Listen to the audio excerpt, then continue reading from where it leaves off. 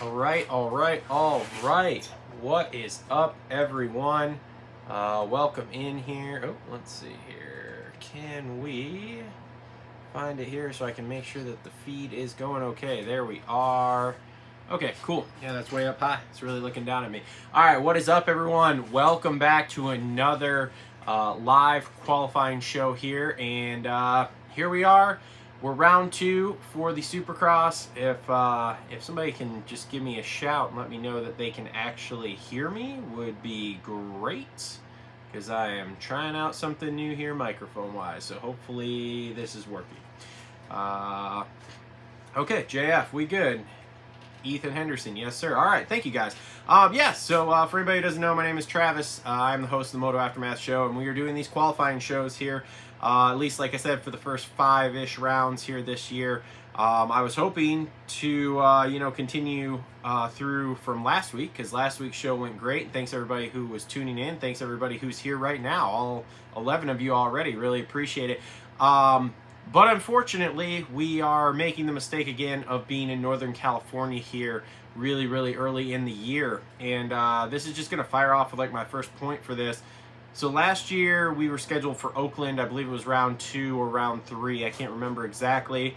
And this year, obviously, round 2 here, we're in San Francisco. So we moved away from the Oakland Stadium, which was good. That stadium, if you haven't been there, no offense to the people there, but that stadium...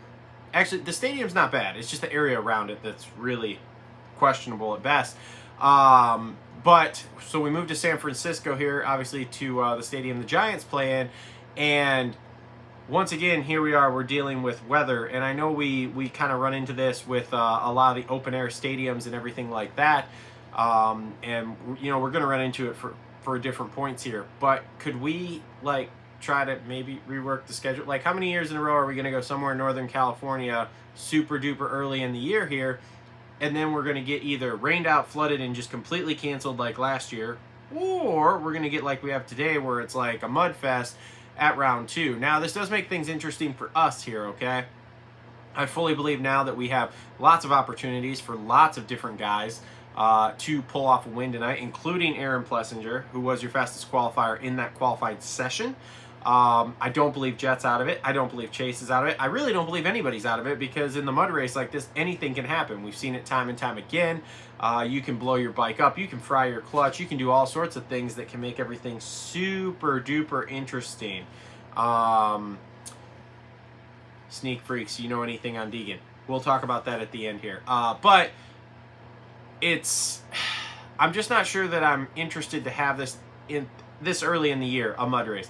A mud race, to me, like when you get mid to late season, is a lot more fun, because you've kind of seen what everybody's got. You've seen where everybody goes as far as like on dry tracks.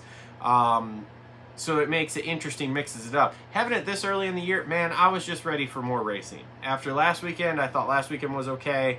The track was pretty basic and there wasn't anything to really separate. This weekend, I was looking for something maybe a little bit better. But obviously now we're not going to get that. They've called the second round of qualifying.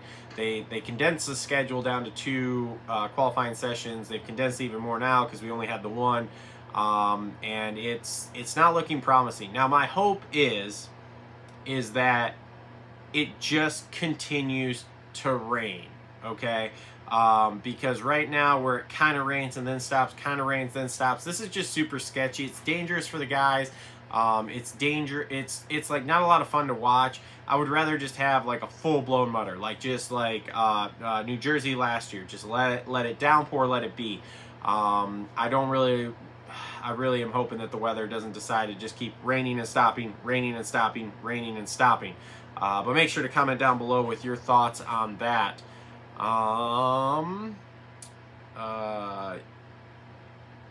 Seth Mullins, you don't think the AP can handle the pressure and put it all together? I pretty much disagree with that. I mean, he did it last year at Detroit up until that last lap, and he just ended up catching a foot peg in a rut because he should have gone in a slightly different line, and that's what cost him. So I think he can handle the pressure and put it together here. He really likes mud. But man, this throws in that kind of wild card there of, you have Prado, and I know his qualifying wasn't that good, but you have Prado, who comes from the GPs. He's got mud background, mud experience. He's good at starts. I mean, he could very much go from where he was last week, where he was kind of irrelevant, to now he could be very, very relevant this week here. So we'll have to wait and see how that goes. Now, as far as 250s go, man, I don't know. Toss a coin here. I have high hopes for Volan here. Volan's from Northern California.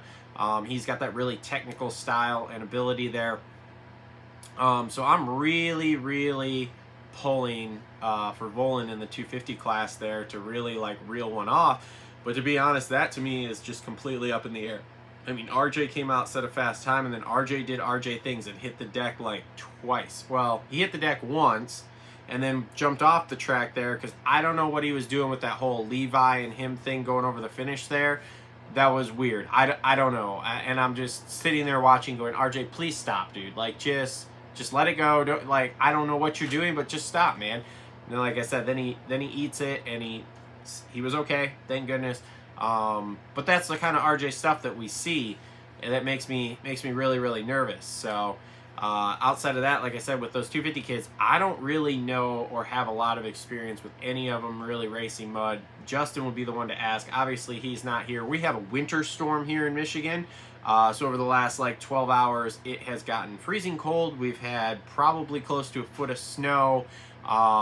Very just terrible, treacherous driving conditions, lots of power outages, all sorts of stuff like that. So I don't have anybody with me here today. It's basically just me and Ashley hanging out, watching the race. She's doing some baking and stuff. So that's basically what's happening. Probably the reaction video tonight will be me, myself, by myself also. That's just the way it's going to happen, and that's the way it's going to be for some of these. Like when we get to Detroit, when I am there by myself, I'll be, you know, the only one doing the qualifying show, doing the reaction show, all that kind of stuff. So hopefully everybody's down for that. AP lacks confidence, and he has that tonight. Yeah, he does lack confidence a lot of the times, I feel like, but I do feel like he has the confidence tonight. Let's see. Thank God I went to A1 and not San Francisco. Exactly. Don't like mud racing. It's very questionable. Like I said, I like it better later on in the Supercross season just because we've seen kind of how everybody fits in. So it throws a monkey wrench and it makes things interesting. But this early on, it's just not doing anything for me. What's the dealio with washing bikes? Well, you know, they're in that lovely state of California there. So there is something with some local ordinance or whatever that before they can take them back to the pits. And here's what the thing is. The pits are, I don't even know how far away, but they actually have a shuttle to take crew members from the pits to the stadium. So I assume we're talking blocks and blocks and blocks, which if you were to have all those bikes, especially as muddy as it is, rolling up and down the sidewalk there, it would just be a muddy mess. They'd never get cleaned up because, let's face it, they can't clean their streets up anyway. So, yeah, so that's what the deal is with washing the bikes. Seems like a big pain in the butt to me, like a big, big pain in the butt. So, I don't know. We'll see. Okay, and so yeah, so the question earlier, do I have any info on the Deegan situation? I don't have anything more confirmed than what we kind of talked about last week. It's just been more openly talked about now, but they haven't come out and confirmed anything. So from my understanding with the Deegan situation, he does have some sort of broken wrist. I've heard it's a scaphoid injury, but who knows? And then it's very questionable what's going on. I've heard that he's going to miss Supercross. I've heard he might be in. I'm not really sure. We're going to talk about it on the main show tomorrow, and talk about what stars potentially might be doing to replace him, which if you pay attention, you probably know this information already. I was really hoping that we were going to get a couple more days of kind of quiet about it, but we're not, and it's kind of, the information's been kind of put out there already, so we'll just see how this goes. But we will talk about that on the main show a lot more. But from my understanding and what I'm hearing and what's basically been confirmed by everyone but them actually is wrist injury. And it's probably one of those things, because I've heard it's been several weeks ago, that it's day to day, and so they're kind of trying to figure out if he can race Detroit in a couple of weeks or not. So yeah. Now, as far as qualifying went, obviously, like I said, you had AP up top, you had RJ up top. Stu went down there. That was kind of a gnarly one. Good on AC for like actually stopping and waving people so that they didn't hit him. So that was cool. I mean, it just looks like a mess out there. It just looks like a mess. Those 250B guys got lucky. The track was in the best shape that we were going to see it all day. They could jump stuff. They could go out there and set time. So that was cool. Privateer hero and friend of the show there, Kevin Moran's, looked like he was having a rough go at it. I'm not even going to text him. It's a busy day for him here. I could text him and probably get a response, but I'm just kind of letting that be. We'll talk to him tomorrow too on the show and see kind of what's going on with it, man. It just looks like a mess and not a lot of fun. I'll be interested to see. I was kind of paying attention to the track work in the background there as the guys were talking and kind of wrapping up the qualifying show there. It looked to me like they were knocking down the landings of the triples. They were knocking down the landing of the finish line there, and I really do think that's to help improve racing. Some of the guys were jumping it, but the more we went on qualifying session-wise, a lot more weren't. And if we continue to get more and more rain, it's going to get worse and worse and worse and worse and worse. So I believe in order to kind of help racing, they're knocking those down. I know a couple of years ago, or maybe it was last year, like the Oakland build last year that we never even got to experience. I know when they built that track, maybe it was Seattle a couple of years ago. I don't remember. One of the two. I know when they built the track, they actually went out and they built it completely different than what the track map showed, and they built it specifically for racing. So that way it was much easier because they knew they were going to get hit with rain. There was 0% chance they weren't going to get hammered with rain. So they built the track to be able to ride it in the mud and the wet. Actually, you know what? Maybe that was Seattle a few years ago because they did do it at one of them. And they make the track super easy, super basic, super simple. So maybe they're going to make some changes here because it didn't look like it was raining when they finished qualifying. And like I said, it looked like they were really knocking down those landings there, which is great. I mean, it's just safer for the guys. It's much better. And it will help overall with the racing itself. So comment if you guys like mudders, don't like mudders, whatever. I appreciate all 68 of you who are tuning in now. Wow, that's pretty good. I'm impressed by that. So thank you all for joining us. If you guys have any questions or comments or anything, make sure to hit up that chat there. Thanks for the 15 of you that have smashed that thumbs up button. Really appreciate that. I really wish I had a whole bunch more to talk about here with this qualifying, but obviously, like I said, with only a single session here, not a lot to really cover here. Like I said, it'll be super interesting tonight. This could be, I've already had buddies texting me saying, well, you know what? Jet's really good, but mud is the great equalizer. And they're 100% right. Like, this could break the 17-0 streak that I've been calling already. Because, let's face it, anything can happen. Absolutely anything can happen. So, I guess another big question mark for tonight here, is Hunter going to make it into the main? Because, obviously, last week it was a big debacle for him. Nothing, he didn't make it. So it'll be interesting to see, does he make it tonight? Can he qualify? Does he have to go to the LCQ again? I really hope for his own sake and sanity he doesn't. But it would not surprise me if something happened. Again, it's mud, and with Hunter's luck, he could end up in that LCQ again, just looking from the outside in. But man, I really hope for that guy. I like the guy. I've talked to him a little bit. Me and him were best friends talking about cars there. So, yeah, that's just a super interesting thing to watch for tonight. One thing I was a little confused on, Barcia did not look good in qualifying, and Barcia is a mud guy. So I'm interested to kind of see how he does tonight. He usually just goes out there and rips, and he was not. I was surprised to actually see AC jump out right in front for that qualifying session.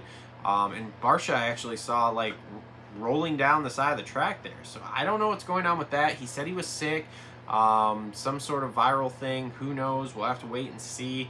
Like I said, there's just a lot of questions because we don't really have a lot of information because they've been on the track for all of 10 minutes here. They track walked right when the video feed opened for Race Day Live. All the teams were out there doing track walk.